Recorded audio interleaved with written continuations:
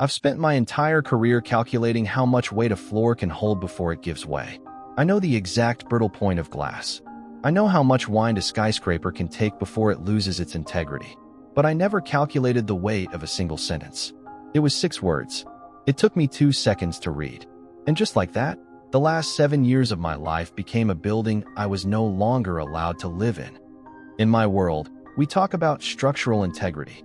It's the ability of a structure to hold itself together under its own weight. My marriage to Elena was my greatest achievement in integrity. We didn't have the loud, messy drama of our friends. We were a cantilever, elegant, balanced, seemingly defying gravity. We had our routines. Tuesdays were for Thai food. Fridays were for wine and documentaries. We had a reasonable amount of space. She had her work friends, her late-night emails, her business trips. I had mine. We trusted the design. But as an architect, I should have known better. Most collapses don't start with a bang. They start with settlement cracks. Small, hairline fractures in the foundation that you choose to ignore because the rest of the house looks so damn good. The failure happened on a Tuesday, 7:14 a.m. The steam from the shower was thickening the air. Elena was behind the glass, singing something off-key. Her phone sat on the marble counter, vibrating with a mechanical persistence. I reached for a towel, and my eyes just landed on it. I didn't have to unlock it. The preview was right there. 6 words from a man named Mark. Mark, the account manager. Mark, the guy who was just a work friend.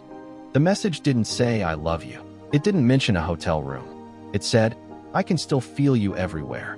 It's a strange thing, the human brain. In that second, I didn't feel anger.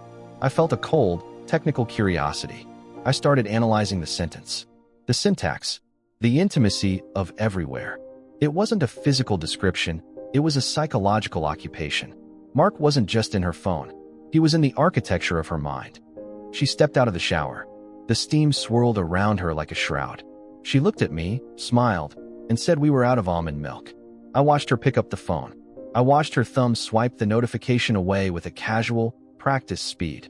It was a live load adjustment. She was balancing the weight of a secret while asking about groceries. I realized then that the woman standing in front of me was a facade. The real Elena, the load-bearing version, was somewhere else. She was with Mark, in a world built of sentences I wasn't supposed to read. People think affairs are about sex. They aren't. Not the dangerous ones. The dangerous ones are about register. It's the way you speak to someone when you think the world isn't listening. Over the next few days, I became a stranger in my own home. I started looking for the rot. I noticed the way she'd tilt her phone screen 15 degrees away from me. I noticed the way she'd laugh at a text and then immediately compose her face into a neutral mask when she looked up. She was selective honesty personified. She told me she was working late, which was true. She just didn't tell me who she was working with. She told me she was stressed, which was true. She just didn't tell me that the stress was the weight of leading 2 lives. I decided to run a stress test. We went to dinner at our favorite spot. The lighting was low, the wine was expensive. I looked at her across the table and I asked, "How's Mark doing on that new project?" The fork didn't drop. Her eyes didn't widen. She was too good for that.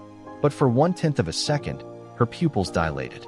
Her breathing hitched, a micro stutter in her rhythm. "He's fine," she said. A bit much, but fine. It was the most beautiful lie I'd ever seen. It was structural. It was designed to keep the roof from falling in. But I'm an architect. I could hear the beams groaning. I could see the rebar snapping behind her eyes. I realized that my wife was gone. There was only a tenant living in her body now, and she was already packing her bags for someone else. I didn't confront her. Why? Because when a building is condemned, you don't argue with the walls. You don't ask the foundation why it failed. You just leave. If I showed her the message, she would have found a way to justify it. "It's just a joke," she'd say. "You're overthinking it." She would have patched the crack with more lies, and we would have lived in that unstable structure for another 10 years, waiting for the inevitable. I didn't want to wait for the collapse. I wanted a controlled demolition. I moved out on a Monday. I left a note on the kitchen island. It didn't mention Mark. It didn't mention the phone. It just said, "The structure can no longer support the load." I live in a new place now. It's small. It's bare. The walls are thin and the floors creak. But it's honest. There are no settlement cracks here. Sometimes I think about that 6-word sentence. I think about how a few pixels on a screen can outweigh 7 years of history. But that's the reality of physics. It doesn't matter how long a building has stood. All that matters is the moment it becomes too brittle to hold its own weight. I'm an architect. I'm starting over. And this time, I'm building with better materials.